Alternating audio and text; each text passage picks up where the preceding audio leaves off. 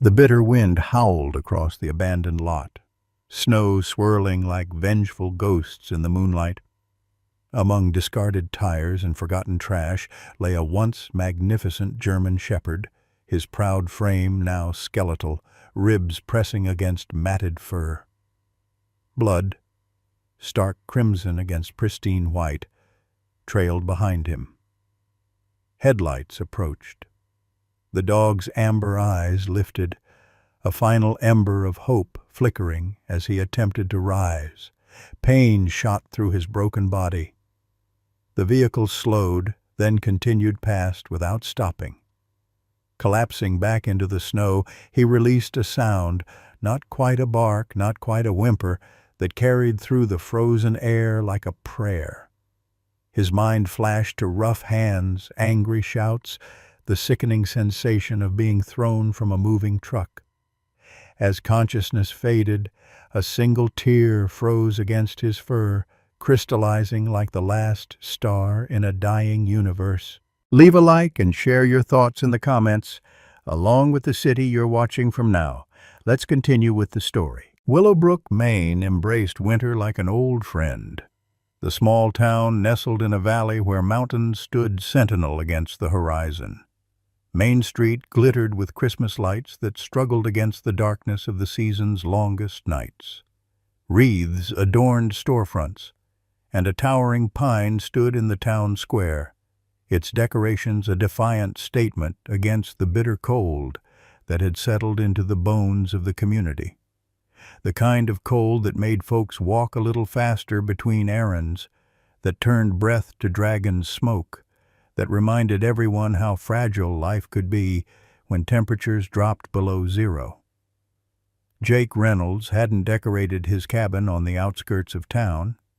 At 42, the former military K-9 handler saw no reason for celebration, not since he'd left his unit after the mission that haunted his dreams.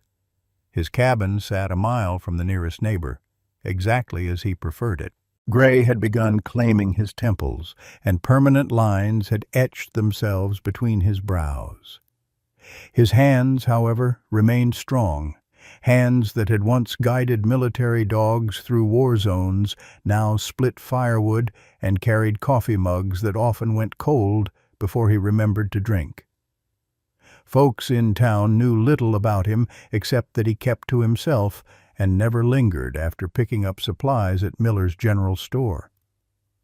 Martha Wilson had lived in Willowbrook all her 78 years, the last 15 without Harold, her husband of 4 decades.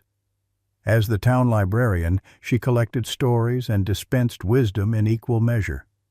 Her children called on holidays and birthdays, but rarely visited, leaving her alone in the Victorian house that had once echoed with family laughter. Each morning, she baked cookies for the community center, where she volunteered 3 days a week, carrying them in tins decorated with scenes from Christmases past. Dr. Sarah Mitchell's veterinary clinic occupied a converted farmhouse on Elm Street, its white paint peeling slightly at the corners, much like her dreams had begun to fray around the edges. At 36, she'd poured everything into her practice, only to watch her ex-husband walk away, leaving her with debt and a practice that barely kept afloat in the small-town economy. Still, she never turned away an animal in need, even when it meant adding to the pile of unpaid invoices in her desk drawer. Michael Coleman lived on the opposite edge of town from Jake, though neither man knew of their proximity. Once Willowbrook's respected search and rescue coordinator, Michael had lost his wife and younger daughter in an avalanche 3 years ago. Now 44, he spent his days working remotely as a consultant and his nights with a bottle, his once athletic frame grown soft with grief and bourbon. Emily Parker rushed between her shifts at Sarah's clinic and the Willowbrook diner, saving every possible dollar for veterinary school. At 24, her optimism remained undiminished by early mornings and late nights, her dream of becoming a veterinarian sustaining her through double shifts and ramen dinners. Her apartment above the hardware store was small but afforded a view of the mountains she loved. And somewhere between life and death, a German shepherd with a history written in scars awaited discovery, his story about to intersect with theirs in ways none could imagine. Jake Reynolds jolted awake at midnight, not from his usual nightmares, but from a sound carried on the howling wind. A different kind of howl, faint but distinct. He sat up in bed listening. There it came again, barely audible above the storm that had intensified since he'd turned in. Something about that sound tugged at memories he'd spent years trying to bury. "Not your problem," he muttered, lying back down. But the cry came once more, weaker this time, and Jake cursed under his breath as he swung his legs over the side of the bed. Some training couldn't be forgotten, no matter how hard a man tried. The temperature had dropped to 15 below, the wind chill making it feel closer to 30 under. Jake pulled on his boots, heavy coat, and gloves, grabbing the heavy-duty flashlight he kept by the door. The beam cut through swirling snow as he stepped onto his porch, scanning the darkness beyond his property. Nothing moved in the white wasteland. He was about to go back inside when he heard it again. Not a howl now, but a whimper, coming from the direction of the old logging road. Jake hesitated, one hand on the doorknob. Getting involved meant caring, and caring inevitably led to pain. He'd learned that lesson the hard way. Yet his feet carried him forward, down the steps into snow that reached his shins. Each step was an argument with himself. He'd come to Willowbrook to be left alone, not to play hero. The wind bit through his layers as he trudged toward the sound, his flashlight beam bouncing wildly across the landscape. Near a cluster of pines that marked the boundary of his property, something dark contrasted against the snow. Jake approached cautiously, years of training making him mindful of each step. The flashlight beam revealed a fallen branch, heavy with ice, and beneath it, barely visible, the form of a large dog. The German shepherd lay half buried in the drift, blood staining the snow around its hindquarters.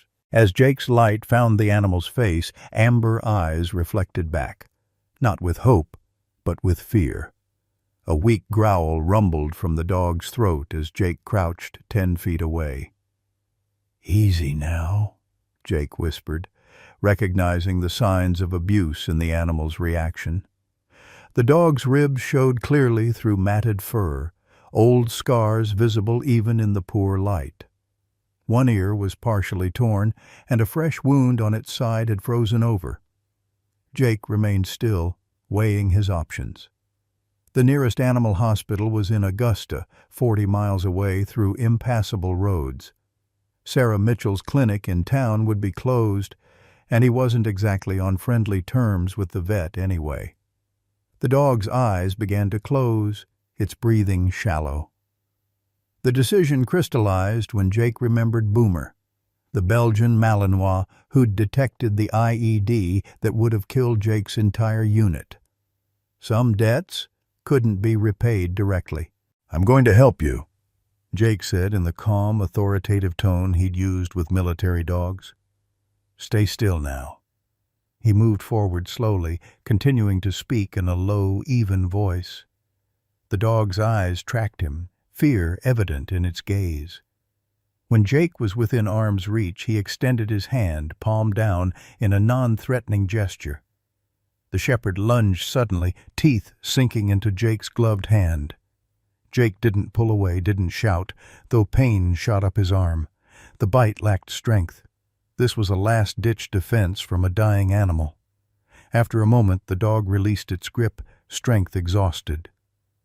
"That's okay," Jake said quietly. "I'd bite me too." With careful movements, Jake shrugged out of his outer coat and gently wrapped it around the trembling animal, mindful of its injuries. Blood immediately seeped through the fabric. The dog was easily 70 pounds, even in its emaciated state, and lifting it sent pain through Jake's bitten hand. He cradled the shepherd against his chest, feeling its heart flutter weakly against his own.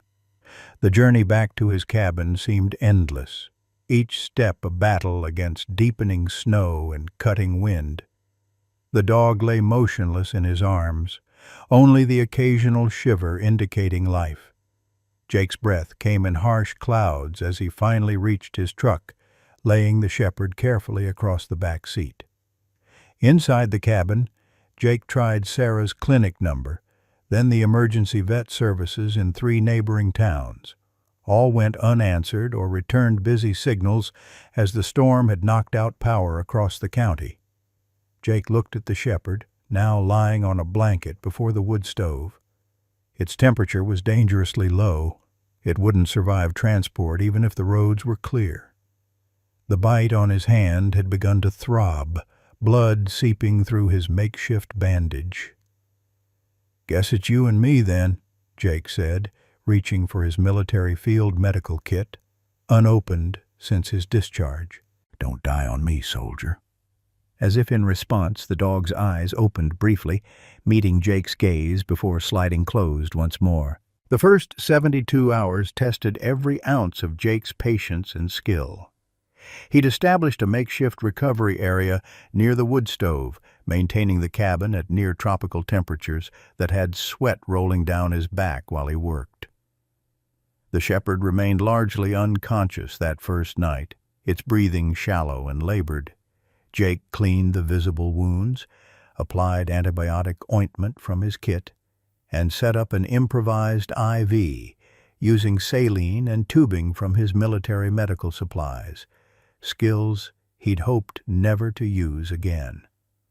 By morning, the dog's condition had stabilized enough for Jake to properly assess the damage. Beyond the fresh wounds, likely from being thrown from a vehicle, the animal's body told a story of systematic cruelty. Old burn marks dotted its hindquarters. A poorly healed fracture left one leg slightly crooked. Beneath the matted fur, ribs and hip bones jutted prominently, evidence of long-term starvation. When the shepherd finally regained consciousness, fear replaced lethargy. It cowered at the far end of the blanket, ears flattened, a low growl rumbling continuously. Jake placed water and soft food nearby, then retreated to give the animal space. Hours passed. The dog neither ate nor drank, its amber eyes tracking Jake's every movement with terrified vigilance. "I get it," Jake said from across the room, keeping his voice even. "People haven't given you much reason to trust them." Night fell. The storm continued its assault, wind screaming through the pines surrounding the cabin. Jake dozed in his armchair, waking every hour to check on his patient. Each time, he found those amber eyes open, watching, waiting for the cruelty they expected. By the second morning, Jake grew concerned about dehydration. He approached with a bowl of water, using the same techniques he'd employed with traumatized military dogs in Afghanistan. The shepherd's growl deepened, its body tensing despite obvious pain. "Easy, easy," Jake murmured, setting the bowl down and backing away slowly. "It's just water. Your choice." The standoff continued through the day. Jake talked constantly, his voice low and steady, telling stories about places he'd been, dogs he'd known. Not once did the shepherd relax its vigilance. Not once did it touch the food or water. On the third morning, the storm finally broke. Sunlight sparkled across unbroken snow, and the distant sound of plows indicated the road crews had begun clearing the main routes. Jake's satellite phone finally connected, allowing him to leave a message at Sarah Mitchell's clinic about the injured animal. His hand throbbed where the dog had bitten him, the flesh hot and swollen despite antibiotics. Around noon, a knock at the door sent the shepherd scrambling to hide behind Jake's armchair, its injured leg dragging painfully. Jake opened the door to find Martha Wilson on his porch, her small frame bundled in layers of wool, arms laden with bags. "Community Emergency Network," she explained, stepping inside without waiting for an invitation. "Storm protocol, checking on folks living outside town limits." Her eyes swept the cabin, widening slightly at the sight of medical supplies scattered about. "Sarah Mitchell got your message? Roads to her clinic still blocked, so she sent supplies with me." Jake accepted the bags with awkward thanks. Martha's gaze settled on the shepherd, now pressed against the wall behind the chair. "That's who needs the help, I see." Martha removed her gloves and coat, revealing a cardigan with embroidered birds. She moved with deliberate slowness, her posture non-threatening. "Poor soul. What's his name?" "Don't know," Jake admitted. "Found him in the storm. Won't eat or drink." Martha nodded thoughtfully, settling into a chair without asking permission. "Mind if I try?" Jake shrugged, expecting failure. Martha filled a clean bowl with water and set it on the floor near her feet, then began talking in a gentle, almost sing-song voice. Not to Jake, but to the dog. She spoke of mundane things, the weather, her morning routine, a book she'd been reading. She never looked directly at the shepherd, never made any movement toward it. 20 minutes passed. Then, to Jake's astonishment, the dog emerged cautiously from behind the chair. Still pressed low to the ground, it crept toward Martha, drawn by something Jake couldn't identify. When it reached the water bowl, the shepherd looked up at Martha, who continued her gentle monologue without acknowledging the animal's approach. Slowly the dog began to drink. "How did you—" Jake began. Martha raised a finger to her lips, silencing him. Only when the shepherd had finished drinking did she speak again. "Some souls need to remember how to trust before they can heal," she said quietly. "Just like some people." The following day brought the first real breakthrough. Using techniques Martha had demonstrated, Jake sat on the floor, placed food within reach of the shepherd, then averted his eyes, speaking in the same gentle monotone the librarian had used. After nearly an hour, the dog inched forward and accepted food from Jake's outstretched hand. While changing the bandages that evening, Jake noticed something beneath the fur on the dog's neck, a small raised area that hadn't been visible before. Careful examination revealed a microchip, standard for registered service animals. Hope flared. This dog had belonged somewhere, to someone who might be searching for it. Early the next morning, Sarah Mitchell called in response to Jake's update.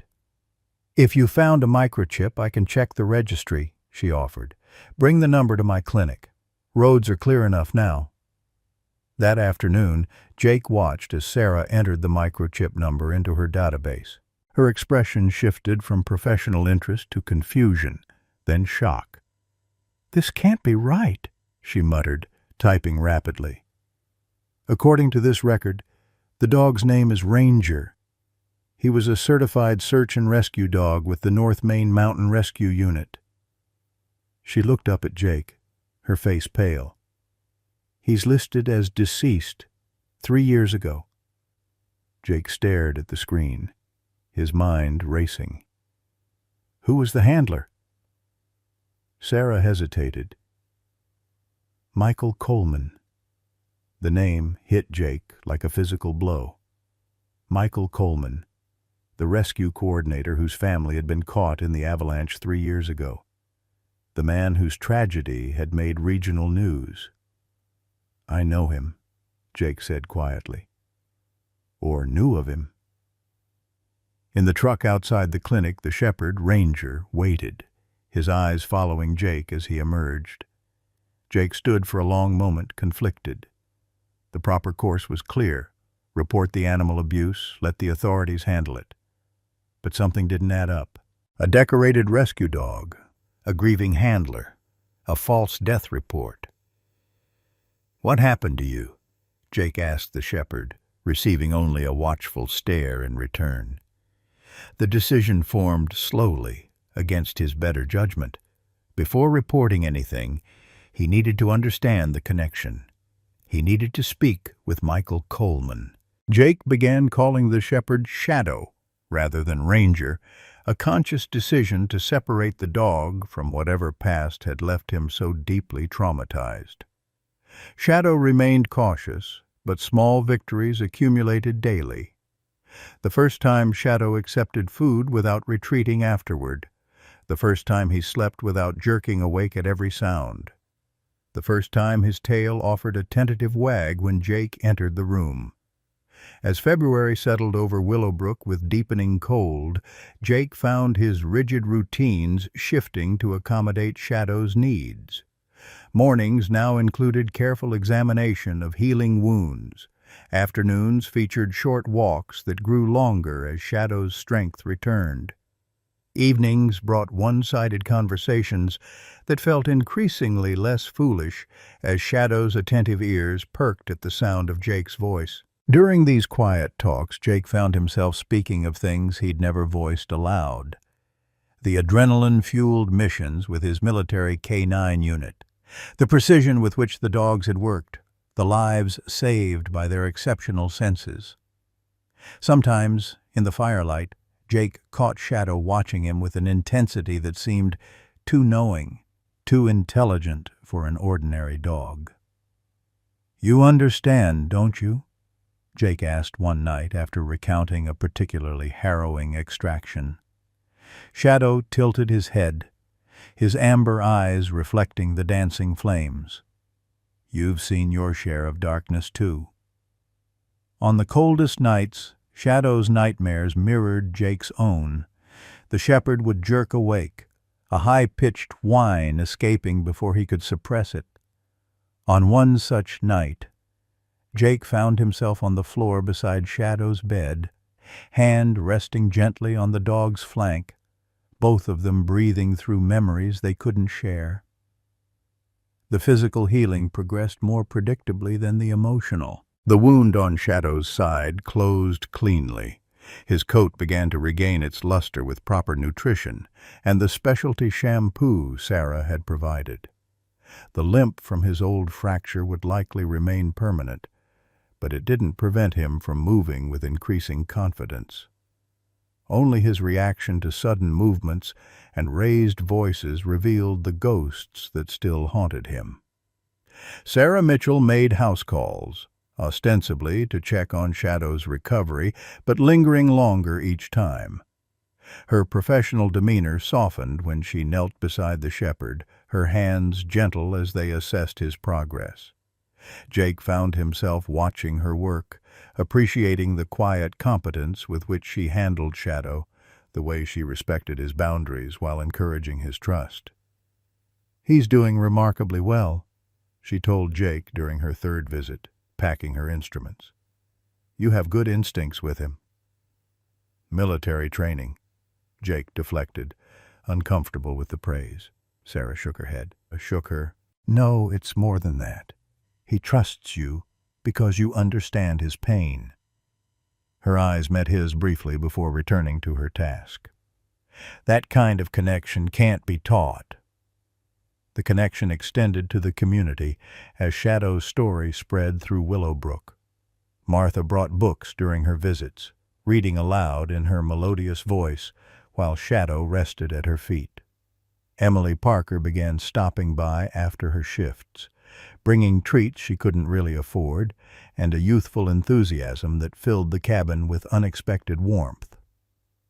"I've never seen such intelligence in his eyes," Emily remarked one evening as Shadow performed a series of commands Jake had been working on.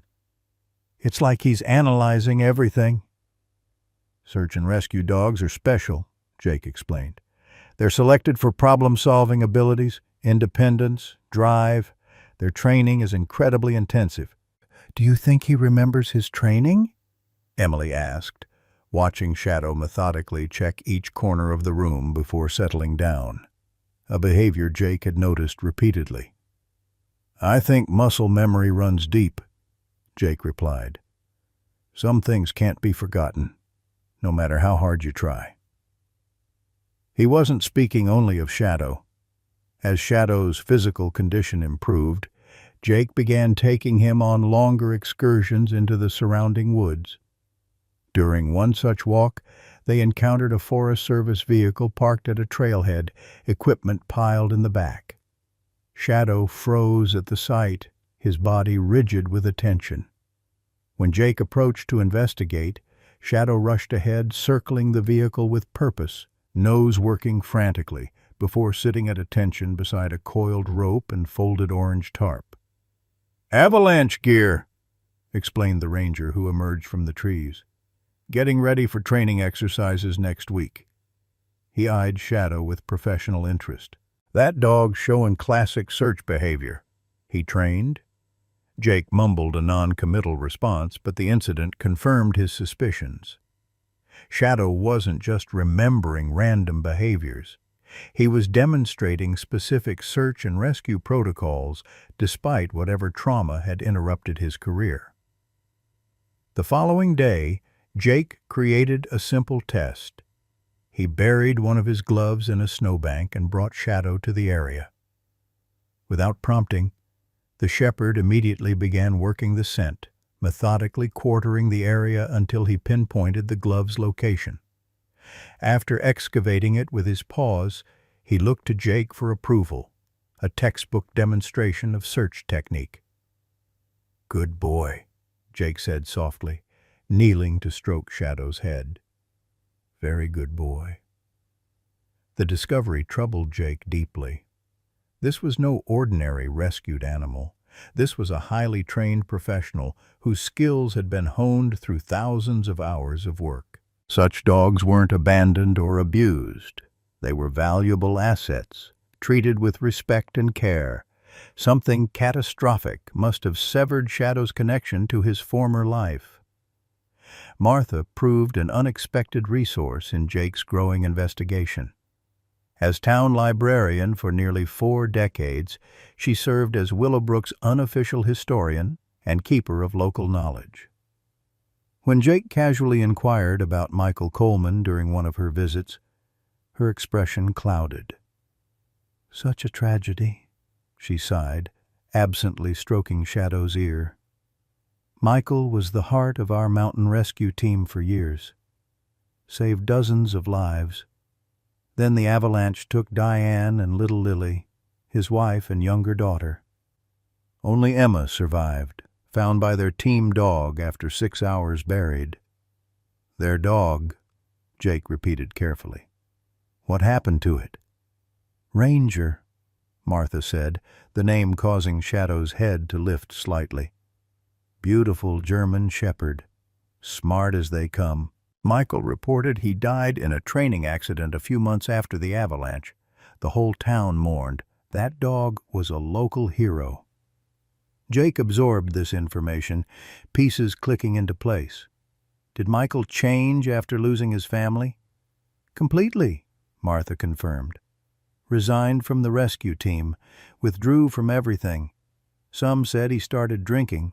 I tried reaching out, bringing meals, but eventually he made it clear he wanted to be left alone." She paused, studying Jake. "Why the interest?"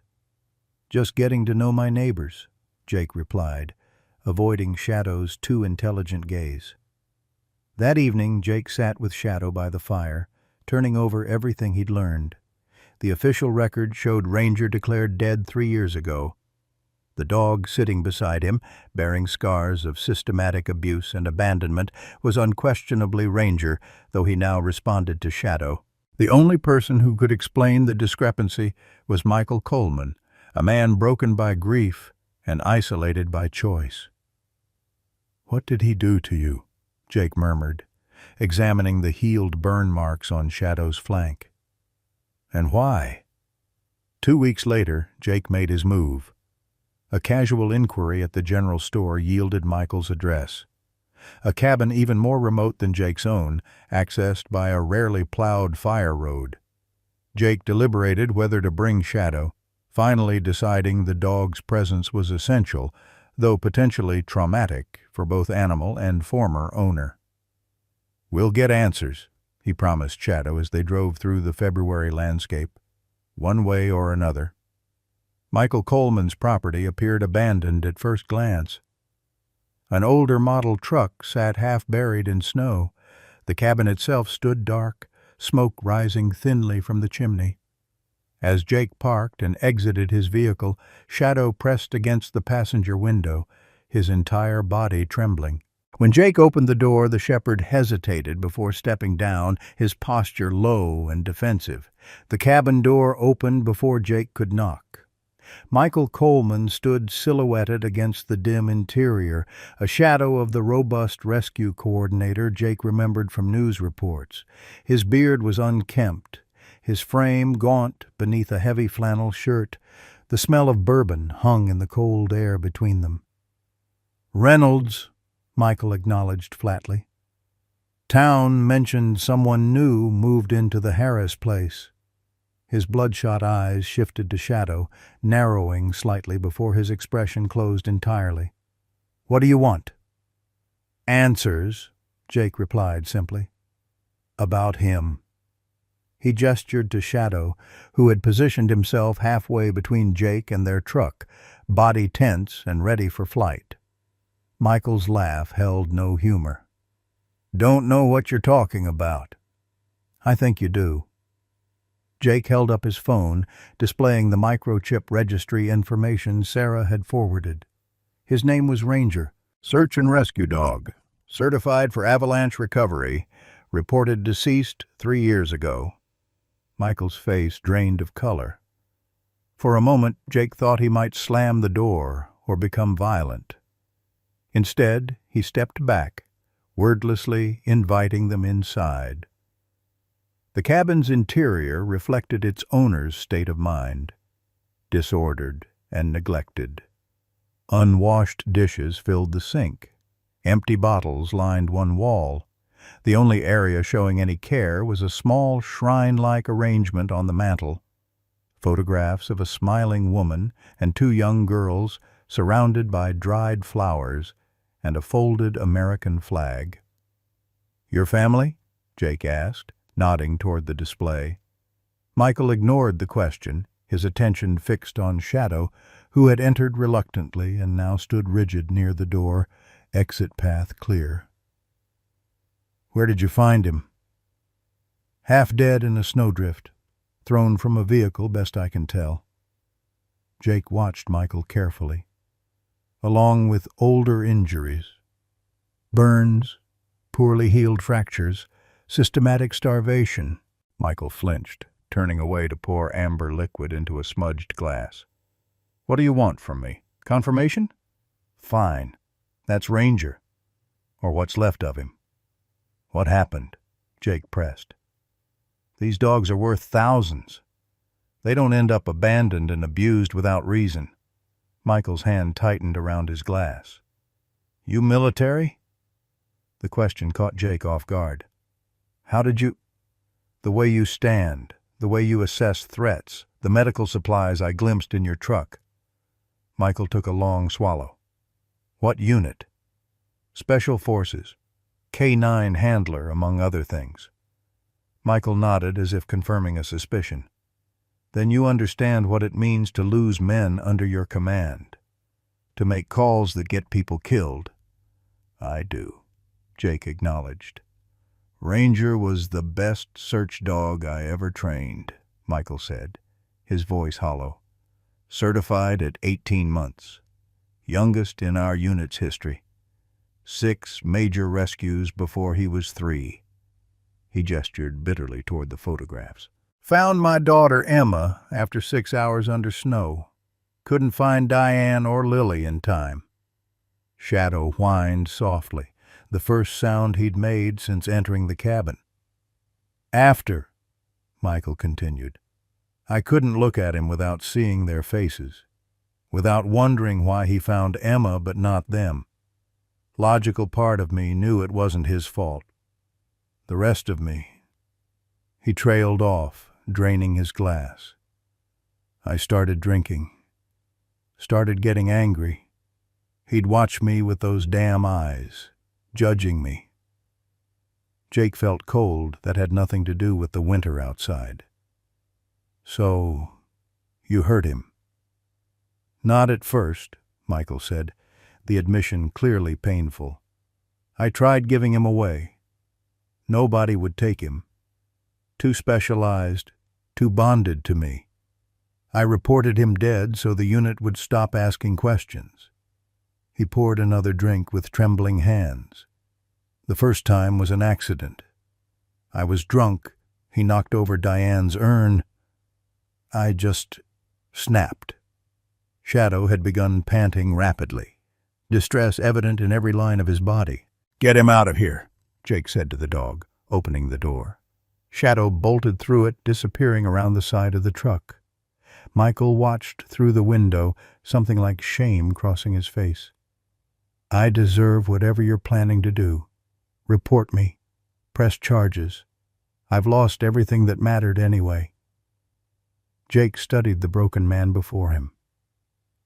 "Why didn't you just euthanize him? Why the prolonged cruelty?" "Because I'm a goddamn coward," Michael spat. "Couldn't even do that right. Drove him 40 miles away instead, left him in the middle of nowhere. Told myself someone would find him. Someone better than me." He looked directly at Jake for the first time. "Guess someone did." The conversation left Jake unsettled for days afterward. He'd come away with answers, but no satisfaction, no righteous anger he could act upon. Only the hollow recognition of how grief could warp a decent man into something unrecognizable. Shadow, too, seemed changed by the encounter, more withdrawn, plagued by nightmares that left him panting and disoriented. Emily noticed the shift during her next visit. "What happened?" she asked, watching Shadow check and recheck the exits with nervous energy. Jake explained in general terms, omitting the worst details of Michael's confession. When he finished, Emily was quiet for a long moment, her young face serious beyond her years. "My mom left when I was 11, she finally said. "Just packed up and disappeared. No explanation. I spent years wondering what I'd done wrong." She reached out to stroke Shadow's head gently. "Sometimes the people who should protect us are the ones who hurt us most." The simple wisdom in her words resonated with Jake.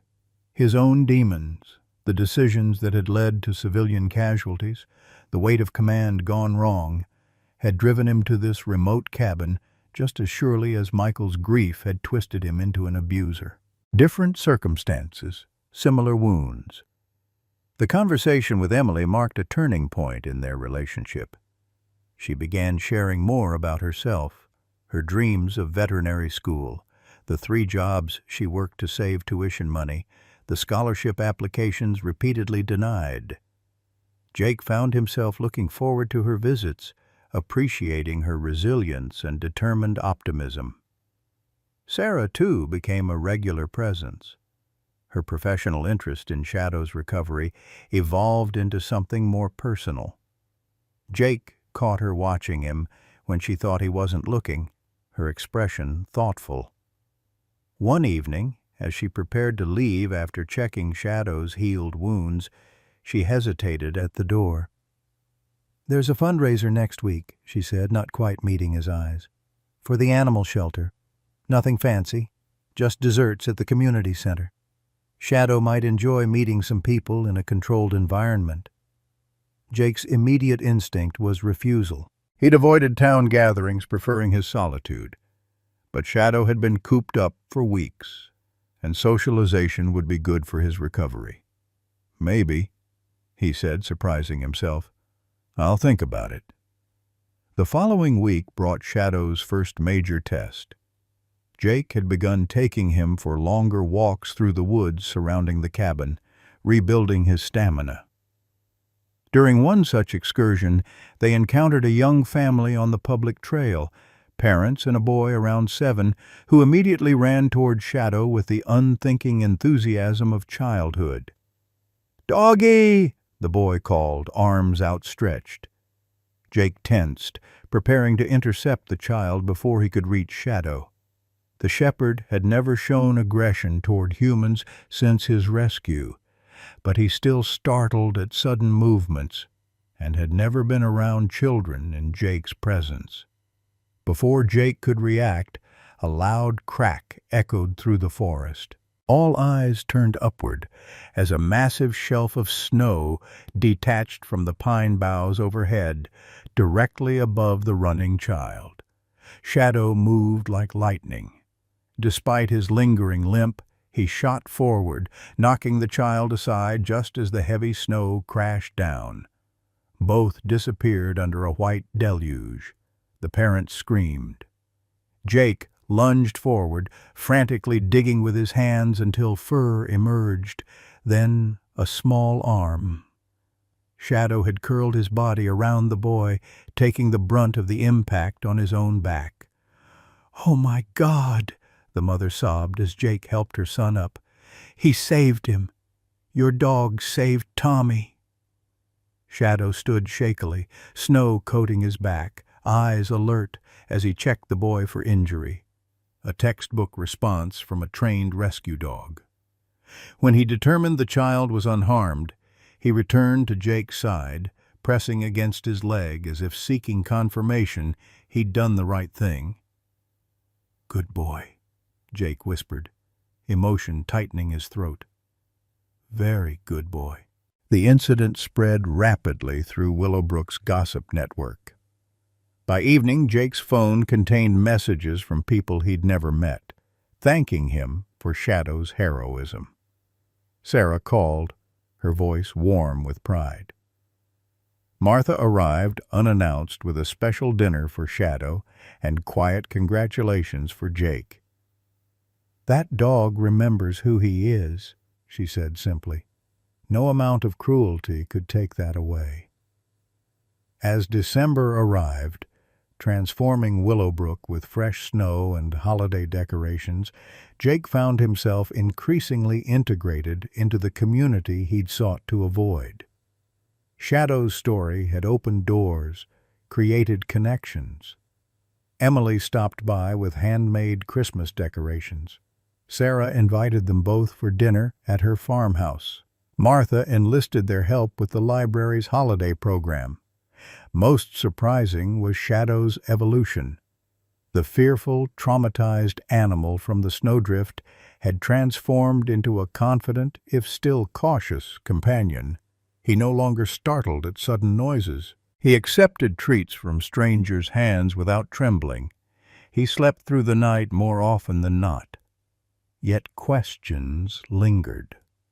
During training exercises Jake had developed, Shadow demonstrated incredible precision with search patterns, clearly remembering his professional background. But certain triggers remained mysterious.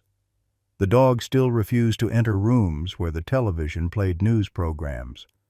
He still positioned himself between Jake and the eastern-facing windows each morning at sunrise. He still whined when emergency vehicle sirens sounded in the distance. The Christmas season accelerated their social calendar beyond Jake's comfort level. Martha's persistent invitations to the animal shelter fundraiser became impossible to refuse, especially when Sarah mentioned she'd be providing a complete veterinary examination to every animal adopted that day. "Fine," Jake finally agreed when Emily added her voice to the chorus. "We'll make an appearance." "Wonderful." Martha clapped her hands in delight. "I've already told everyone Shadow will be there. He's something of a celebrity now." "Great," Jake muttered. But he couldn't suppress a small smile as Shadow's tail wagged at Martha's excited tone. The shepherd had come to recognize happiness in human voices, responding with cautious optimism where once he'd shown only fear. The evening before the fundraiser, Jake sat on his porch, watching Shadow explore the snow-covered yard with methodical precision, another search behavior that had become routine. The Christmas lights Emily had insisted on hanging from the eaves reflected on the pristine white surface, creating multicolored patterns that shifted with the breeze. Jake's phone buzzed with a text from Sarah. "Don't forget, fundraiser tomorrow, 6 p.m. Whole town excited to meet the hero dog properly." As if sensing Jake's thoughts, Shadow paused his patrol and looked back at the cabin. In the colorful glow of the Christmas lights, with his coat restored to glossy health and his posture confident, he barely resembled the broken animal Jake had carried through the blizzard. Only the slight tilt of his head, the watchful intelligence in his amber eyes remained unchanged. Jake wondered what Shadow would make of the crowded community center, the unfamiliar faces, the noise and activity. He wondered, too, what he himself would make of it. This reluctant step back into community life, this accidental connection to people he'd never planned to know.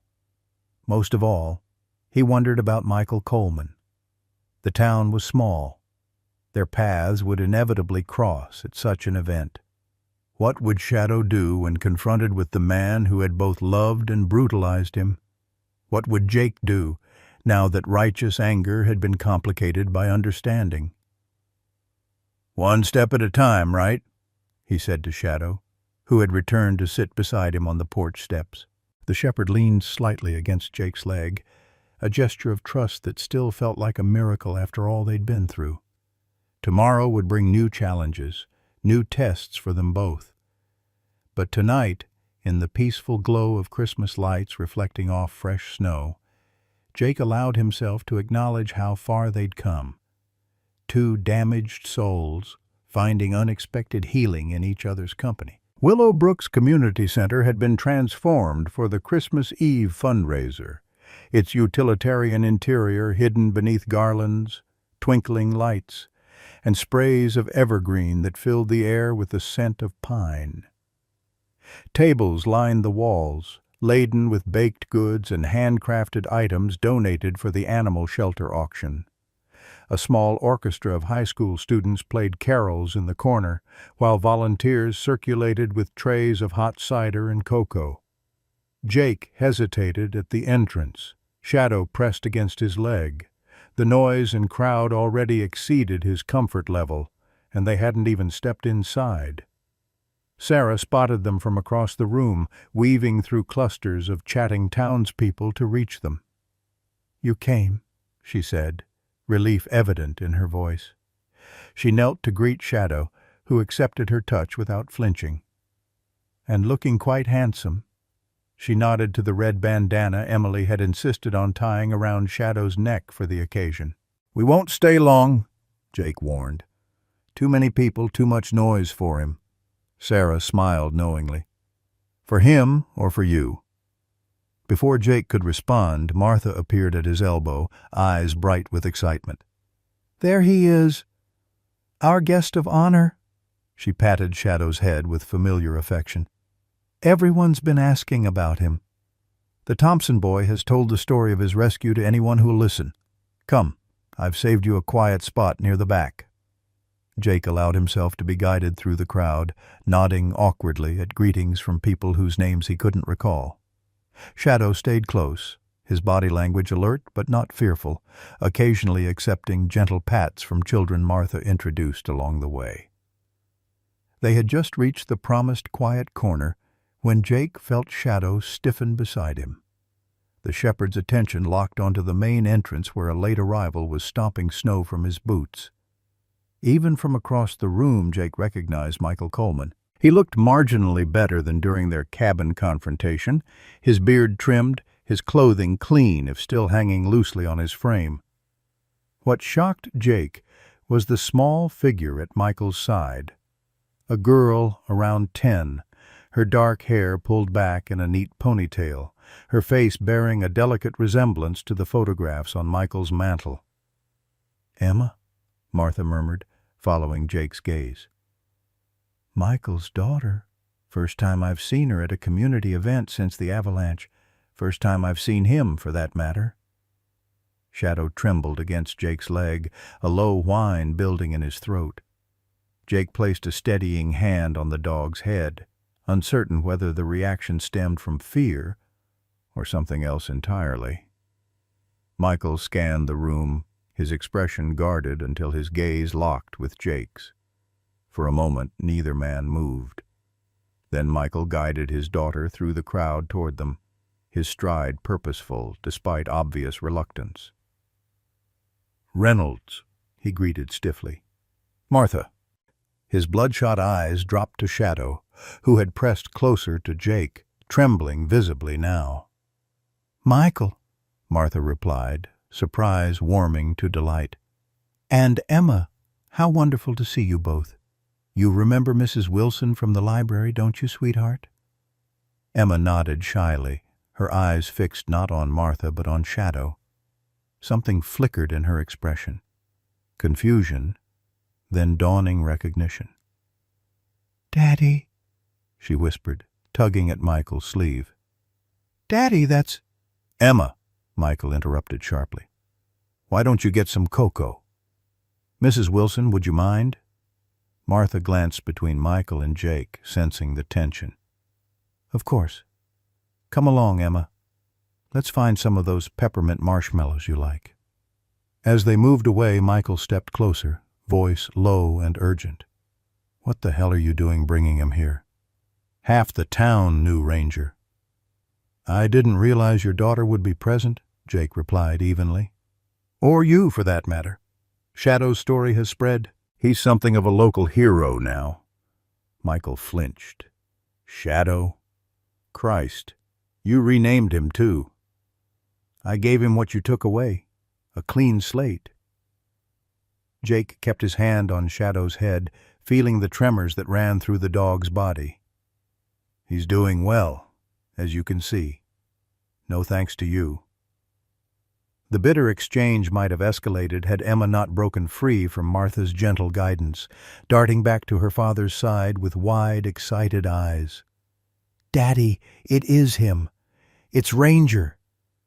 She dropped to her knees before Shadow could retreat, her small hands reaching for him with the innocent certainty that she would be welcomed.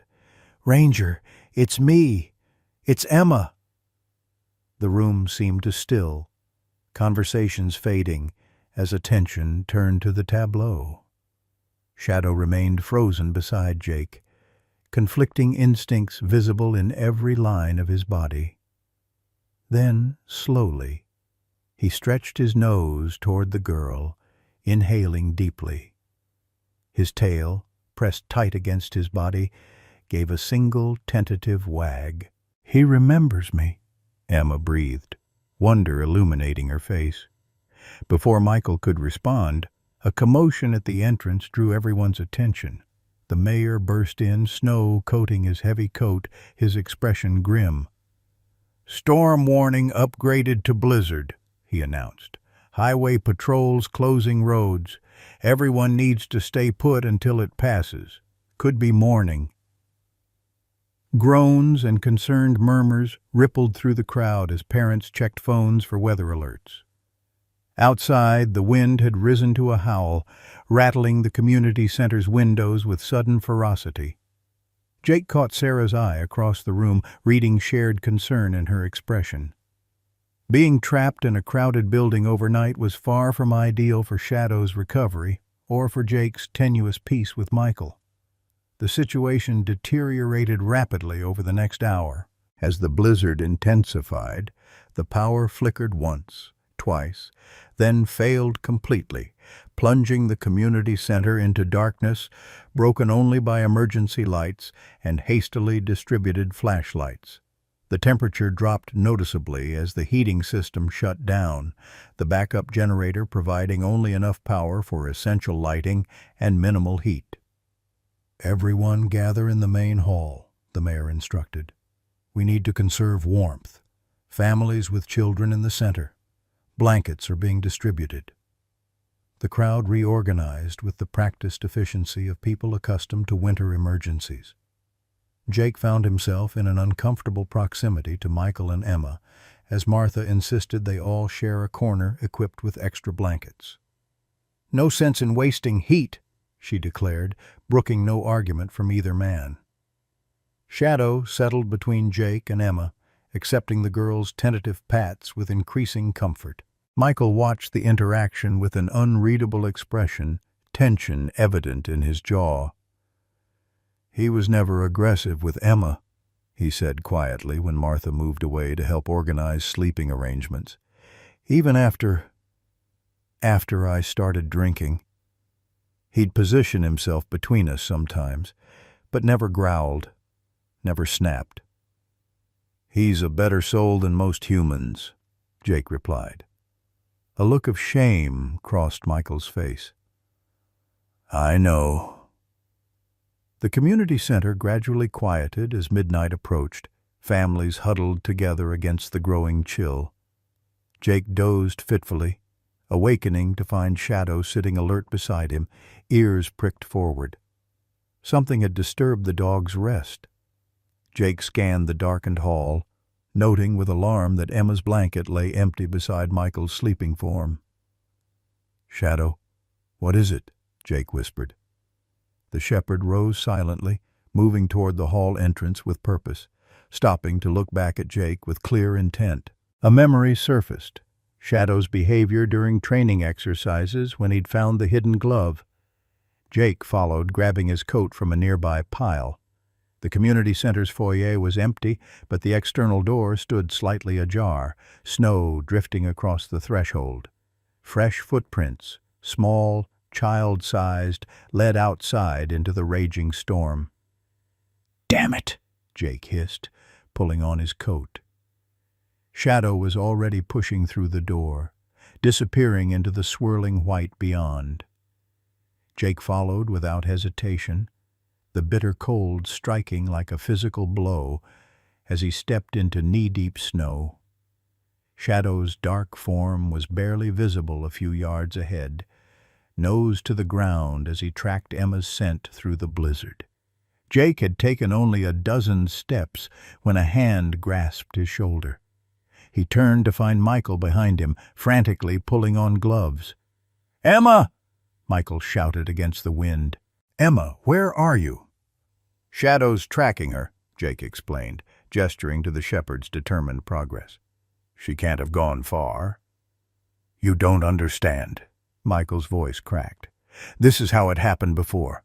A sudden storm, visibility dropping to nothing. We need to find her now." Understanding dawned. "The avalanche. But there's no avalanche risk here in town." "There's a ravine behind the community center. Drainage ditch. It'll be filling with snow, creating cornices. If she falls—" Michael couldn't finish the sentence, raw fear overwhelming him. Jake gripped the man's arm. "Shadow will find her. That's what he does. That's what he's always done." They pushed forward together, following Shadow's steady progress through the worsening storm. The shepherd moved with renewed confidence, his training fully activated by the emergency. Twice he stopped, circling to regain the scent before continuing with certainty. Jake recognized the professional search pattern, the methodical quartering of terrain, the focused intensity. "She used to sleepwalk," Michael explained as they struggled forward. "After the avalanche. Doctor said it was trauma. I thought she'd outgrown it." The buildings of Willowbrook had disappeared behind them, visibility reduced to mere feet as the blizzard intensified. Shadow paused again, head raised, testing the air currents before abruptly changing direction. Jake and Michael followed, stumbling through deepening snow until they reached the edge of what Jake realized must be the ravine Michael had mentioned. Shadow stood at its rim, barking sharply, an alert signal. Jake dropped to his knees, peering over the edge. His flashlight beam cut through swirling snow to reveal Emma 15 feet below, huddled against the ravine wall, her pajamas soaked, her face pale with cold. "Emma!" Michael cried, starting to slide down the steep embankment. "Wait!" Jake grabbed. "The edge is unstable. We need rope." "There's no time," Michael argued, desperation in his voice. She's already showing signs of hypothermia." Shadow whined, pacing anxiously along the edge, clearly calculating possibilities with an intelligence that transcended ordinary canine capacity. Before either man could react, the shepherd had found a spot where the incline was less severe and began a controlled descent, testing each step before committing his weight. "He's going to her," Jake said, watching Shadow navigate the treacherous slope with careful precision. "He knows what he's doing." Shadow reached Emma, immediately pressing his body against hers in a technique Jake recognized from wilderness survival training, conserving body heat. The girl's arms wrapped weakly around the dog's neck, her face buried in his fur. "We need to get down there," Michael insisted. "The snow's still falling. That whole shelf could collapse." Jake assessed the situation with the cold calculation of his military training. "There's a more stable approach 30 yards back. We can reach her from there with less risk." They retraced their steps, finding the spot Jake had noted. The descent remained dangerous but manageable, requiring them to slide controlled on their backs, using their boots as brakes against the powdery surface. They reached Emma to find her semi-conscious, but still clinging to Shadow, who had positioned himself as a living barrier between her and the worst of the wind. "Emma!" Michael gathered his daughter into his arms, tears freezing on his cheeks. "Emma, can you hear me?" Her eyelids fluttered. "Daddy? Ranger found me. Like before." Michael's composure cracked, a sob escaping as he clutched her close. "Yes, baby. Like before." Jake checked Emma's pulse, rapid but steady. Her skin felt dangerously cold, her extremities stiff. "We need to get her to shelter immediately. This ravine's getting more dangerous by the minute."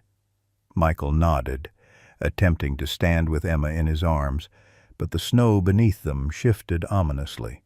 A small avalanche of powder cascaded down, partially burying Shadow, who scrambled free with difficulty. "We're not going back the way we came," Jake decided. "The snow's too unstable. We need to follow the ravine until it levels out, then climb up."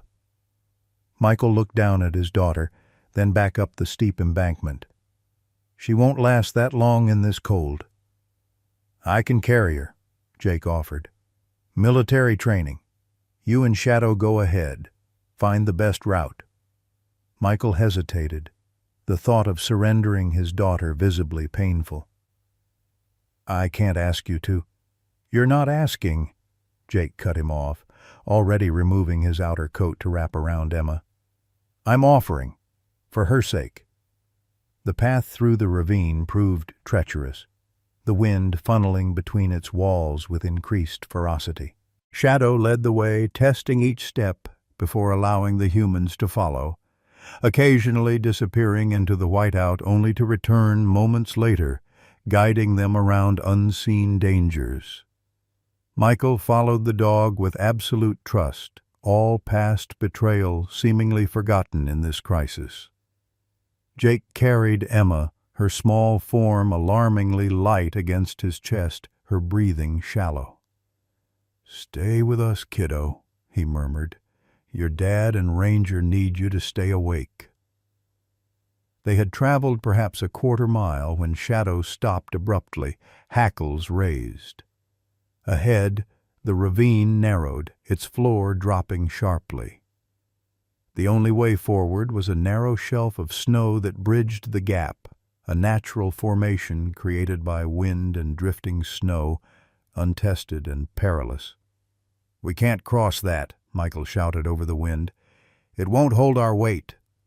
Shadow approached the snow bridge cautiously, testing its edge with one paw. He turned back to Jake, then to the bridge again, his intention clear despite the absence of words. "He wants to try," Jake said. Michael shook his head. "It's suicide." "Shadow's half our weight," Jake argued. "If he can make it across, he can bring help back from the other side. There's a trail marker post over there. We must be near one of the hiking paths." Michael stared at the shepherd, conflict evident in his expression. "Ranger," he said finally, using the name for the first time since their reunion. "Ranger, can you do this?" Shadow's eyes, intelligent and determined, met his former master's gaze. Without hesitation, he turned and stepped onto the snow bridge, each paw placement deliberate and precise. The structure held, creaking slightly under his weight, but remaining intact as he crossed to the other side. "Good boy," Michael whispered, voice breaking. "Good boy, Ranger." From the safety of the far side, Shadow barked once, then disappeared into the storm, his dark form swallowed by swirling white. "Will he come back?" Michael asked, doubt creeping into his voice as minutes passed with no sign of the dog. "He'll come back," Jake assured him with more confidence than he felt. "That's what he does. That's who he is. No amount of cruelty could change that." Michael's face contorted with shame and grief. "I don't deserve his loyalty. After what I did—" "This isn't about what you deserve," Jake replied, adjusting Emma's limp form in his arms. "It's about who he is, who he chose to remain despite everything." They huddled against the ravine wall, using their bodies to shelter Emma from the worst of the wind. The cold had become a living thing, seeping through layers of clothing to grip their bones. Jake checked Emma's pulse repeatedly, growing more concerned as her responses became less coherent. "Tell me about him," Jake said, as much to keep Michael alert as to satisfy his own curiosity. "About Ranger. Before." Michael's voice strengthened as he spoke of the shepherd's training, his natural talent, his uncanny intelligence. "He found 17 people in 3 years, living, I mean. More remains. He had this way of knowing where to look when all logical options were exhausted." "Like he knew where to find Emma in the avalanche," Jake prompted gently. 6 hours buried," Michael confirmed, his voice catching. "The other handlers wanted to shift to recovery mode. Said no one could survive that long under the snow. I was half frozen myself, injured from trying to dig with my bare hands. They'd pulled me away for treatment. But Ranger refused to stop searching. Broke from his temporary handler, went straight to a spot they'd already cleared and started digging again." Jake could visualize it clearly. Shadow's determination, his certainty. "He found her. Dug until his paws bled. They found them together, Emma unconscious but alive, Ranger curled around her, keeping her warm." Michael's shoulders shook with silent sobs. "He saved my daughter while I could do nothing, and I repaid him with—" He couldn't finish. "You were broken," Jake said quietly. "Pain makes people unrecognizable even to themselves." "It's no excuse." "No," Jake agreed, "but it's a reason." A distant barking penetrated the howling wind, growing louder until Shadow materialized from the whiteout, not alone but accompanied by 2 figures in bright orange rescue gear. Relief surged through Jake as he recognized Sarah Mitchell and one of the forest rangers who'd been at the fundraiser. "Over here!" Jake shouted, his voice nearly lost in the storm. The rescue was swift and professional. Emma, now barely conscious, was secured in a portable stretcher, while Jake and Michael were evaluated for frostbite and hypothermia. Shadow led the way back to a trail access point where an emergency snowmobile waited. As they prepared to depart, the snow shelf Jake and Michael had been debating crossing earlier collapsed with a muffled roar, sending a cascade of white down into the ravine below. "That would have been us," Michael murmured, staring at the destruction. "If Ranger, Shadow, hadn't found another way." The journey back to the community center was a blur of howling wind and engine noise. Emma had been wrapped in thermal blankets, an oxygen mask secured over her face. Jake kept one hand on Shadow, who rode between his feet, the dog's body trembling with exhaustion but his eyes alert, watching Emma's every breath. Their arrival triggered a flurry of activity. The community center had been converted into an emergency medical station, with the town's 3 doctors and Sarah coordinating care for Emma and several elderly residents suffering from the cold.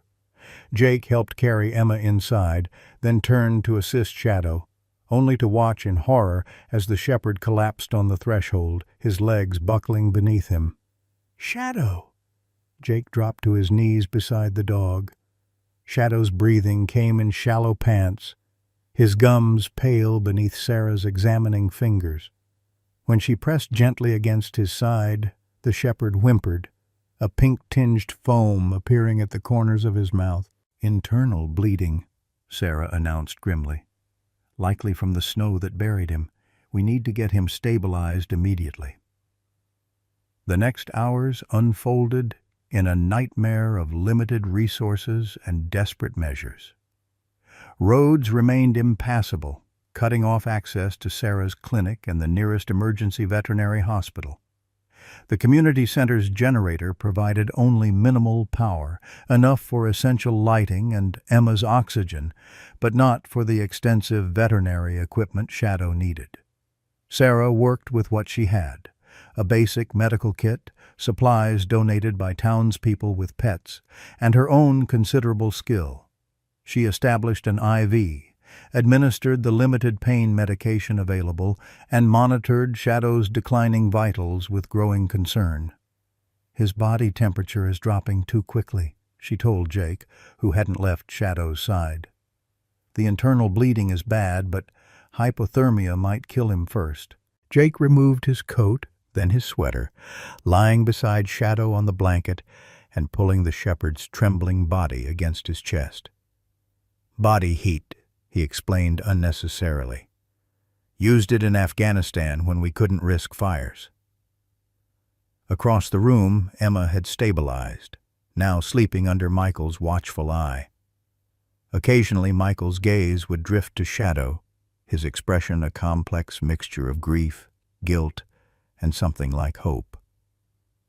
Martha Wilson moved through the community center with quiet efficiency, organizing volunteers, distributing hot beverages, and offering comfort where needed. She paused beside Jake and Shadow, her weathered hand resting briefly on the shepherd's head. "This town knows about miracles in blizzards," she said softly. "We're overdue for another one." As dawn approached, Shadow's condition deteriorated further. His breathing grew more labored, each inhale a visible struggle. Sarah knelt beside Jake, her professional composure cracking as she delivered her assessment. "He's bleeding into his chest cavity," she explained. "I can hear it with my stethoscope. Without surgery." She left the sentence unfinished, the implication clear. "What do you need?" Jake demanded. "Equipment I don't have. Surgical supplies from my clinic, blood products. A proper operating room." Sarah ran a hand through her disheveled hair. "None of which we can access in this storm." "How long does he have?" Sarah hesitated. "Hours, maybe less." Jake looked down at Shadow, who despite his pain had maintained the alert, intelligent gaze that had first connected them in the snowdrift. "If someone could reach your clinic—" "Jake, it's 3 miles through a blizzard. The roads are completely blocked. I've hiked worse in worse conditions." Jake was already planning routes in his mind. "What exactly would you need?" Sarah recognized the determination in his voice and quickly listed essential supplies, drawing a rough map of her clinic's layout and where each item could be found. As Jake prepared to leave, Michael Coleman approached, his daughter now under Martha's watchful care. "I'm coming with you," he stated, his tone leaving no room for argument. Jake assessed the man before him, the haunted eyes, the trembling hands, the rigid set of his jaw. "Why?" "Because I owe him my daughter's life. Twice." Michael's voice broke. And because if he dies while I sit here safe and warm, I'll never forgive myself." Jake nodded once, accepting the simple truth in Michael's words. As they gathered supplies for the dangerous journey, Emily Parker appeared at their side, her young face pale but determined. "I'll stay with him," she promised, taking Jake's place beside Shadow. "I've assisted Sarah with emergency surgeries before. I can monitor his vitals, keep him as stable as possible until you return." Martha joined them, her calm presence a balm to the crisis. "Emma's asking for her father," she told Michael gently. "She needs to understand why you're leaving." Jake watched as Michael knelt beside his drowsy daughter, explaining in simple terms. The girl's eyes filled with tears as she looked past her father to Shadow's still form. "Save Ranger, Daddy," she whispered, using the name from their shared past. "Please." Michael's composure finally shattered, tears streaming openly down his face as he kissed his daughter's forehead. "I'll try, baby. I promise I'll try." The community center fell silent as Jake and Michael prepared to depart, their mission understood by all present. Sarah provided final instructions, her professional manner belied by the trembling of her hands as she clasped Jake's briefly. "Be careful," she urged. "I can't handle 2 emergencies at once." Jake looked back at Shadow one last time before stepping into the storm. The shepherd's eyes had closed, his breathing shallow and irregular. Emily sat beside him, one hand monitoring his pulse, the other gently stroking his head. "Hold on," Jake whispered. "Just hold on. We're coming back." The door closed behind them, sealing Shadow's fate to their success or failure. The world beyond the community center had transformed into a realm of white chaos. Wind-driven snow reduced visibility to mere feet, transforming familiar landmarks into unrecognizable shapes. Jake led the way, using his military training to maintain direction despite the disorienting conditions. Michael followed closely, each man carrying a backpack for the medical supplies they hoped to retrieve. "We need to follow Main Street until we reach the cemetery," Jake shouted over the howling wind. "Sarah's clinic is just beyond it." Michael nodded grimly, his face already raw from the bitter cold. They pushed forward using buildings for guidance where possible, testing each step for hidden hazards beneath the drifting snow. The 3-mile journey stretched before them like an Arctic expedition. Each yard gained a small victory against the elements. "He doesn't have much time," Michael said during a brief pause beneath a store awning. "I saw the blood in his breathing. Punctured lung, maybe worse." Jake glanced at his companion. "You know something about veterinary medicine?" "I was a paramedic before I coordinated search and rescue," Michael replied, surprising Jake. "Human medicine, but the principles aren't that different. The bleeding's bad, even if we get these supplies back in time." He left the sentence unfinished, but his meaning was clear. Shadow's chances were slim regardless of their success. They pressed on, the physical exertion warming their bodies even as the wind sought to steal that heat away. The cemetery appeared as a collection of dark shapes rising from the white landscape, tombstones like silent sentinels in the storm. They paused at its edge, using the iron fence as a navigational marker. "We're halfway there," Jake confirmed, checking his watch. They'd been gone 20 minutes, making good time considering the conditions, but every minute mattered for Shadow. Michael leaned against the fence, breathing heavily. In the brief silence between wind gusts, he spoke again, his voice tight with emotion. "I need to tell you what really happened," he said. "About Ranger, about why I—" He struggled to continue.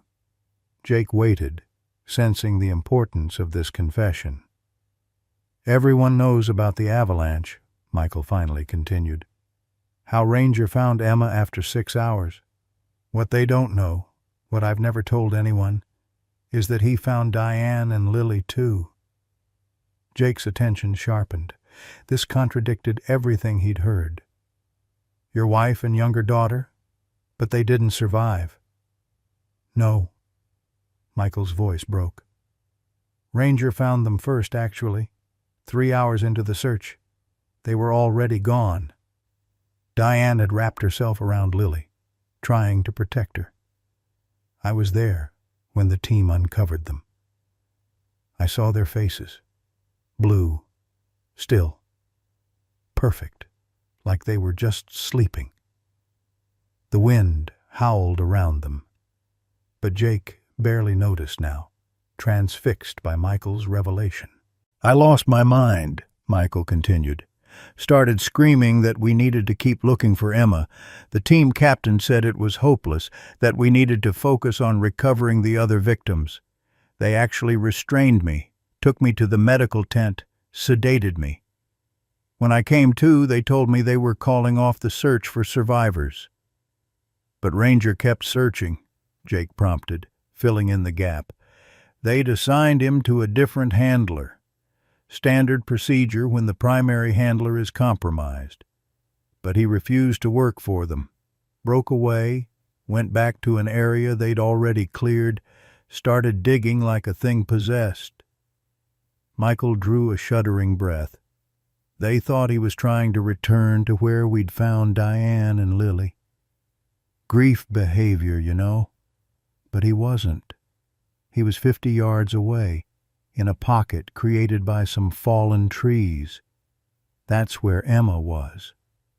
Jake could visualize the scene clearly. The desperate dog, the skeptical handlers, the miraculous discovery.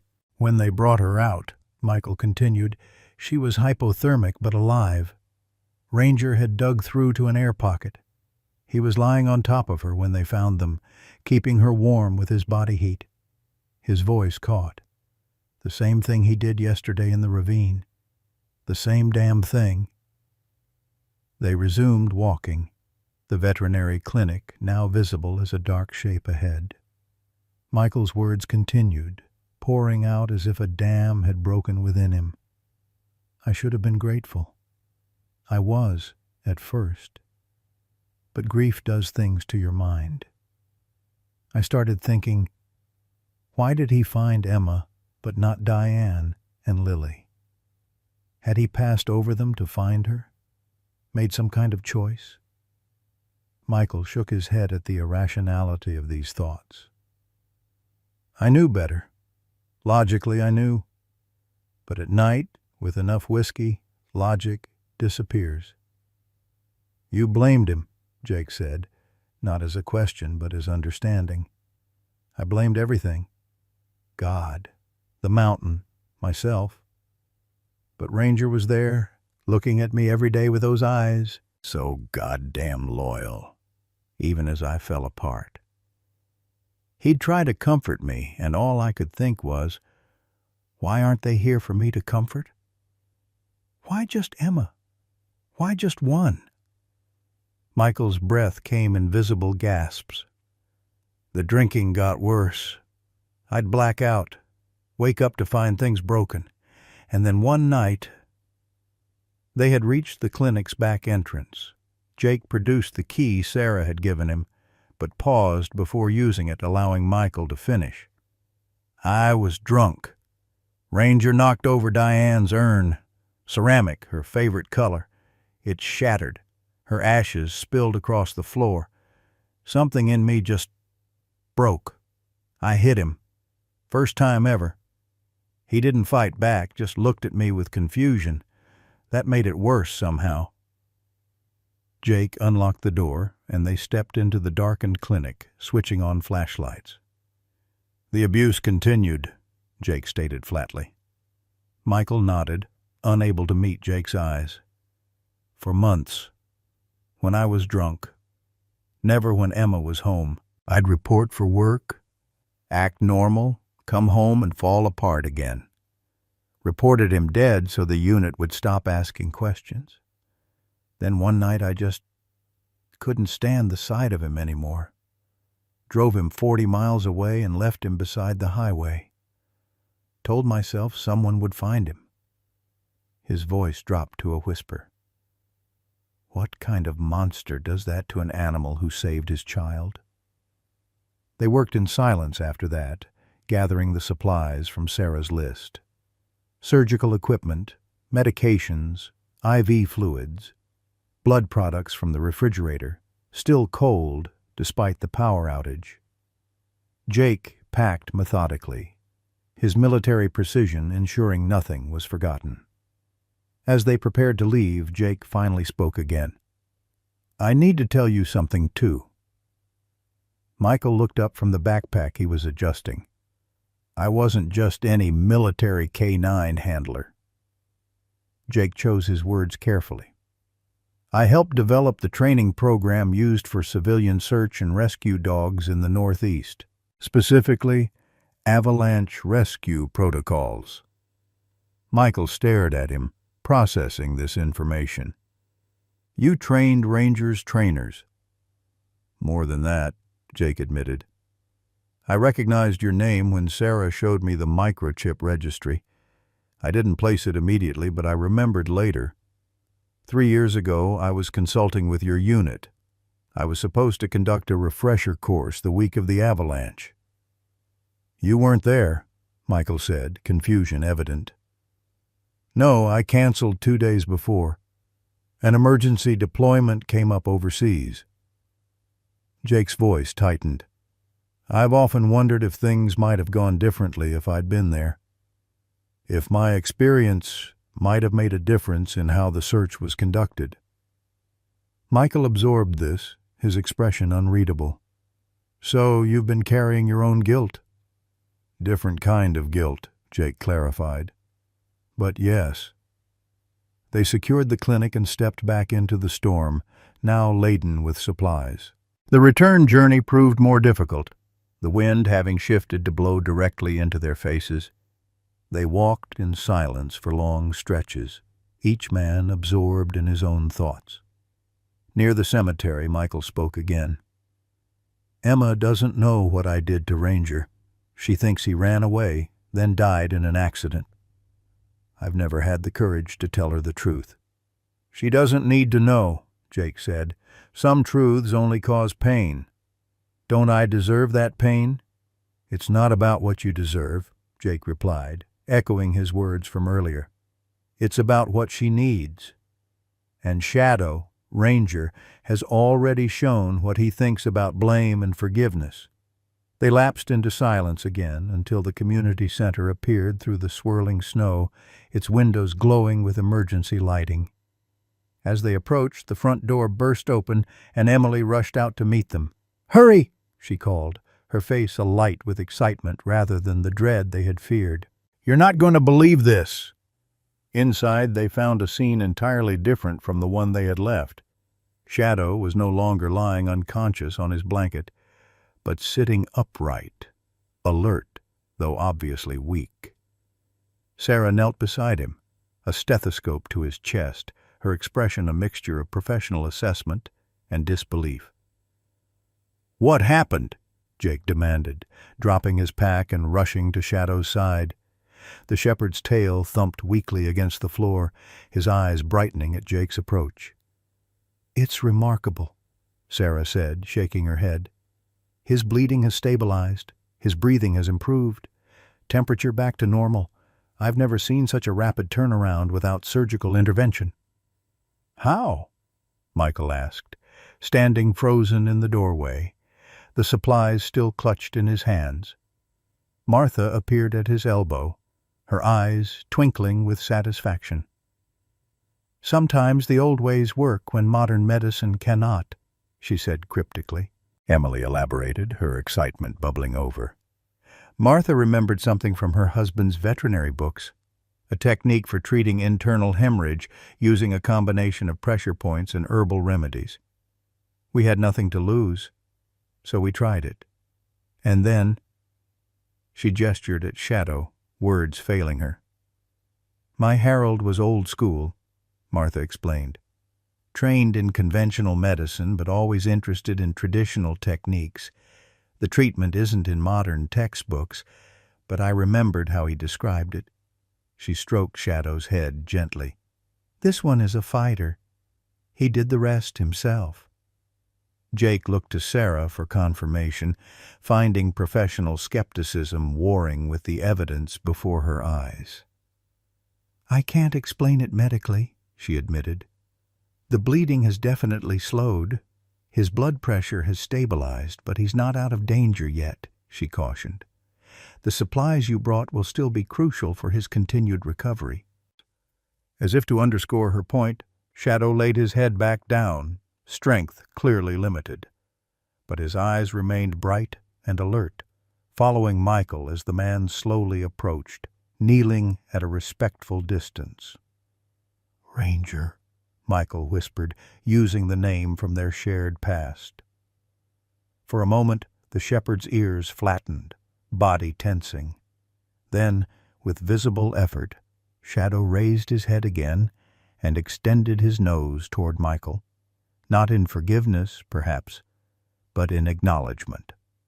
Emma, awake now and wrapped in blankets, watched the interaction from her cot across the room. I told you he'd be okay, Daddy, she called. I saw Mommy in my dream. She said Ranger still has work to do.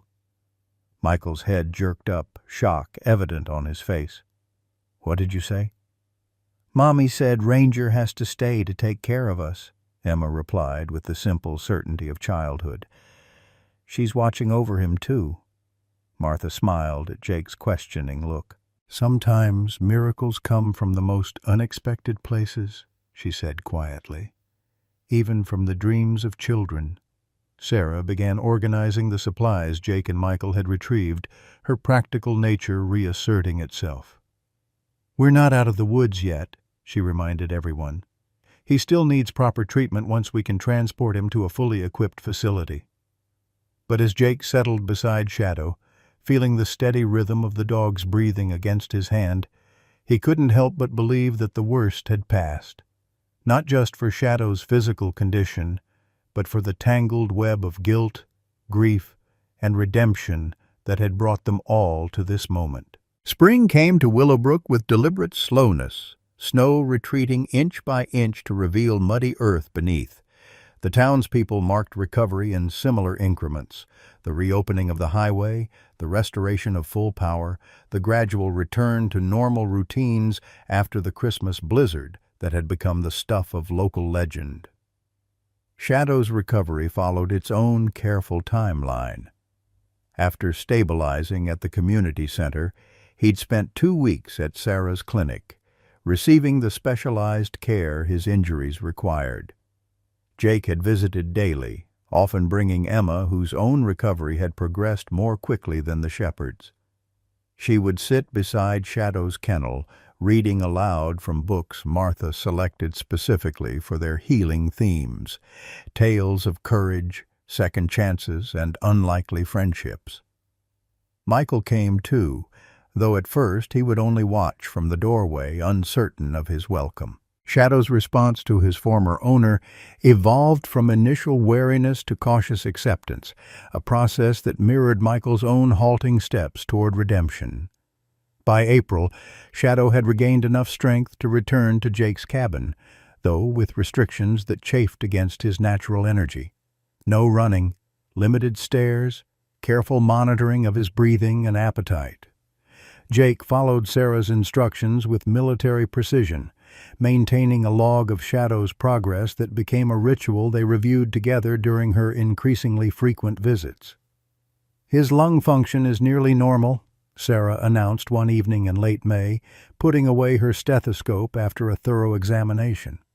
The scar tissue will always be there, but it's not restricting his breathing anymore. Jake watched as Shadow tested this assessment by trotting a circuit around the cabin, his movement still favoring the old injury to his left hind leg, but otherwise fluid and confident. So he's cleared for more activity? Gradually, Sarah cautioned. But yes, he can start doing more. Just pay attention to his cues. He'll let you know when he's had enough." As if understanding her words, Shadow returned to press against Jake's leg, amber eyes bright with anticipation. Something had changed in those eyes since the Christmas rescue, Jake reflected.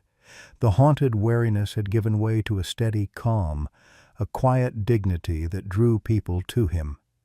Emily had noticed it first. During her visits between shifts at the clinic and diner, she'd observed how Shadow would position himself beside whoever seemed most in need of comfort. Jake on the anniversaries of fallen comrades that only he and Shadow knew he was marking. Sarah when the financial pressures of her practice weighed visibly on her shoulders. Emily herself when exhaustion from her multiple jobs left her near tears.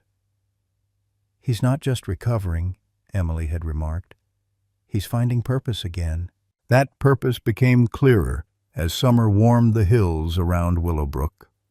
Martha Wilson, who had maintained her daily visits despite the improving weather and busy library schedule, arrived one June afternoon with an unusual request. "The children's reading program needs a boost," she explained, settling into what had become her designated chair in Jake's cabin. "Our attendance numbers are down, especially among the struggling readers who need it most." She fixed Jake with a meaningful look. "I was thinking Shadow might help." Jake raised an eyebrow. "As a reading tutor?" Martha laughed, the sound brightening the cabin. "As a listener. There's a program I read about, therapy dogs who sit with children while they practice reading aloud. The dogs don't judge mispronounced words or slow progress. They just listen. It builds confidence." The idea took root and flourished. By July, Shadow had become the star attraction of the Willowbrook Library's Pause for Reading program. Twice weekly, he would lie patiently beside small readers who stumbled through stories, sometimes helping them turn pages with a gentle nose, always maintaining the attentive gaze that made each child feel uniquely important. Michael's daughter Emma, now recovered fully from her ordeal, became Shadow's unofficial assistant during these sessions, helping younger children select books and demonstrating the proper way to pet the shepherd between chapters. Her father would watch from nearby tables, ostensibly engaged with his laptop, but unable to hide his pride in his daughter's newfound confidence, or his ongoing amazement at Shadow's capacity for forgiveness. The transformation extended beyond Shadow and the Coleman family. Jake found himself reluctantly integrated into Willowbrook's social fabric. His expertise sought for the town's Emergency Preparedness Committee, his cabin no longer a fortress of solitude but a gathering place for an expanding circle of friends. The nightmares that had plagued him since Afghanistan still came, but less frequently, and when they did, Shadow was there, a solid, grounding presence in the darkness. Sarah's veterinary practice stabilized financially, bolstered by an anonymous donation that arrived mysteriously after the blizzard, enough to cover her outstanding debts and purchase equipment she'd been unable to afford. Though she never identified the donor, her gaze often lingered thoughtfully on Michael during community gatherings, noting the gradual return of the man he'd been before tragedy altered his course.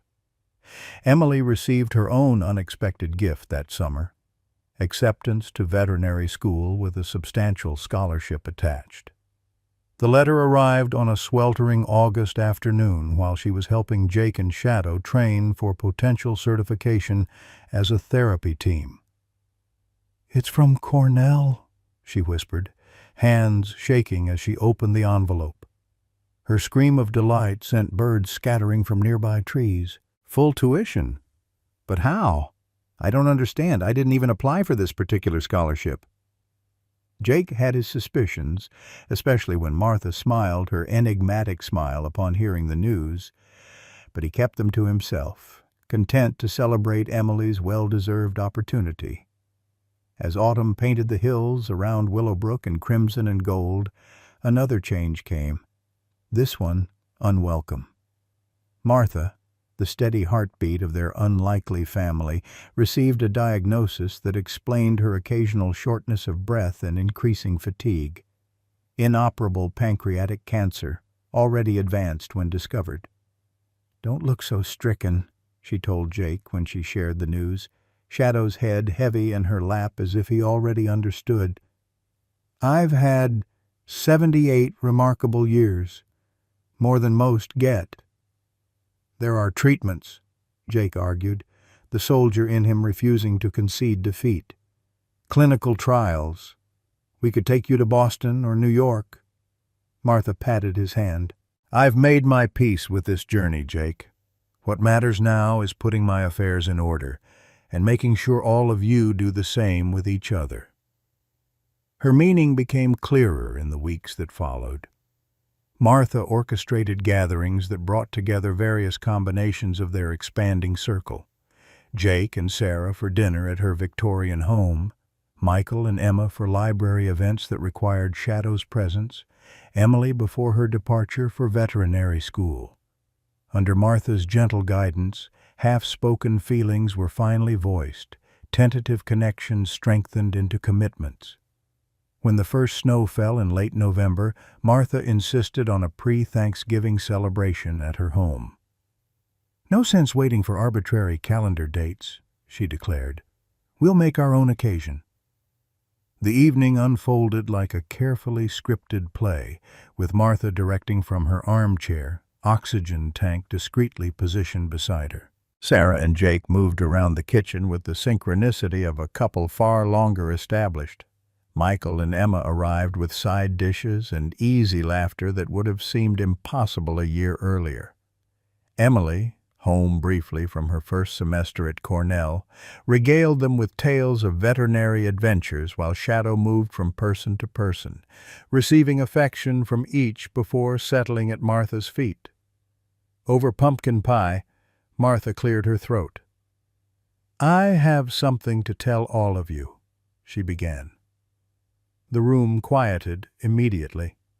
"I've made some arrangements I'd like to share while I can still see your faces." She outlined her plans with characteristic practicality. The house to be sold, proceeds divided between the library and a newly established trust fund for the therapy dog program. Her personal belongings already designated for friends and family. Her funeral arrangements prepaid and planned down to the music selections. "But there's something else you should know," she continued, her eyes finding Jake's. "Something about how all of you came to be connected." The story she revealed left them silent with astonishment. Harold Wilson, her late husband, had been the veterinarian who helped train Willowbrook's first search and rescue dogs, including Michael's first partner before Ranger. Martha had recognized Shadow immediately that snowy night in Jake's cabin, had known exactly who and what he was, despite his changed condition. "I didn't say anything then because neither of you was ready to hear it," she explained, looking between Jake and Michael. "Some healing needs to happen in its own time." More surprising was her revelation about Jake's arrival in Willowbrook. "The Harris cabin wasn't listed on any rental sites," she told him. "I own it, have since Harold passed. I placed an ad in a veterans publication looking specifically for someone with canine experience." Her eyes twinkled at Jake's stunned expression. "I'm not saying it was all planned, but I do believe in helping fate along when possible." As December returned and Willowbrook prepared for another Christmas season, Martha's strength waned visibly. She moved to the small hospice wing of the county hospital, insisting it was practical rather than sad. "I'll have round-the-clock company," she pointed out, "and you can bring Shadow to visit. They have an excellent therapy dog policy." The visits became daily rituals. Jake and Shadow would arrive early mornings before most visitors, bringing Martha's favorite tea and the latest library gossip gleaned from her replacement. Sarah would stop by between appointments, often with lunch from the diner where they'd first begun to acknowledge their feelings for each other. Emily called regularly from school, her face on the tablet screen always bright with stories Martha insisted on hearing. Michael and Emma came evenings and weekends, Emma reading aloud while Michael kept Martha's bird feeders filled outside her window. Martha slipped away peacefully 2 weeks before Christmas, Shadow curled beside her on the hospice bed, Jake holding one frail hand and Michael the other. Her last words were about the memorial bench she'd commissioned for the library garden. "Make sure they spell my name correctly." And a gentle reminder that grief, like healing, was a process rather than an event. The memorial service filled Willowbrook's largest church to overflowing. Shadow attended wearing his official therapy dog vest, accepting pats from mourners with dignified grace. Afterward, as the town gathered at the community center for the reception, Jake found himself standing with Michael near the windows that overlooked the street where they'd begun their desperate journey during the blizzard. "I've been meaning to tell you," Michael said, watching Emma introduce Shadow to distant relatives. "I'm starting up a training program in the spring for at-risk teens, teaching them to work with rescue dogs." He hesitated. "I could use someone with your background as a consultant, if you're interested." Jake studied the man beside him, still bearing the marks of grief and guilt, but standing straighter now, eyes clear, purpose evident in his voice. "I think Martha would approve," he replied. Sarah joined them, slipping her hand into Jake's with the easy familiarity they'd developed over months of evenings spent planning their future together. "What would Martha approve of?" "Michael's new program," Jake explained. "And I think she'd approve of something else, too." He reached into his pocket, producing a small box. "I was going to wait until Christmas, but—" He opened it to reveal his grandmother's ring, the diamond catching light from the community center's Christmas tree. Sarah's eyes widened. "Are you—" "If you'll have me," Jake confirmed. "You, me, and Shadow. A family." Her answer came in the form of a kiss that drew appreciative whistles from nearby townspeople. Emily captured the moment on her phone, immediately sending it to her classmates with the caption, "Finally!" On Christmas Eve, exactly 1 year after the blizzard that had changed everything, a small group gathered in the library garden where Martha's memorial bench had been installed. The bronze plaque read simply, "Martha Wilson. She helped souls find their way home." Jake stood with Sarah, their future unfolding before them. Emily, home for winter break, chatted excitedly about specializing in rehabilitation for working dogs. Michael and Emma had brought flowers, laying them carefully on the bench before stepping back to make room for others. Shadow moved between them all, accepting gentle touches from each person who had played a role in his journey from abandoned victim to beloved healer. When light snow began to fall, he looked up, alert but unafraid, then settled beside the bench as if standing guard over Martha's memory. Jake knelt to secure the new tag on Shadow's collar, one that read simply Shadow Ranger Wilson Reynolds, acknowledging both his past and present, the name Martha had suggested before her passing. "I think she orchestrated all of this," Sarah said softly, watching snowflakes catch in Shadow's fur. "From the very beginning." "Maybe," Jake agreed, rising to slip his arm around her waist. "Or maybe some souls just know how to find their way home." Shadow led them back toward town as darkness fell, no longer afraid of the snow, walking with the quiet confidence of one who had faced the worst of human cruelty and found, against all odds, the best of human love.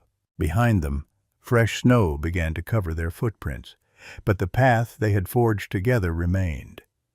In a world that often feels broken, Shadow's journey reminds us that healing comes in unexpected forms. Like this remarkable dog, many of us carry scars from our past, visible or hidden beneath the surface. Yet Shadow's story isn't about pain, It's about the remarkable capacity for renewal when surrounded by the right community. Remember Martha, orchestrating second chances from her quiet corner? She understood that purpose doesn't diminish with time, it evolves. Whether you're rebuilding after loss like Michael, finding unexpected love like Jake and Sarah, or discovering new purpose through helping others, there's always another chapter waiting to be written. The most beautiful truth in Shadow's tale is that our past doesn't have to define our future.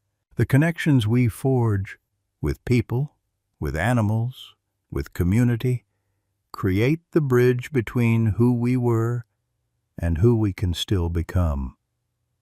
What unexpected friendship has changed your life's direction? Or perhaps like Shadow, have you ever been the healing presence in someone else's story? Share your experiences in the comments below. Your story might be exactly what someone else needs to hear today.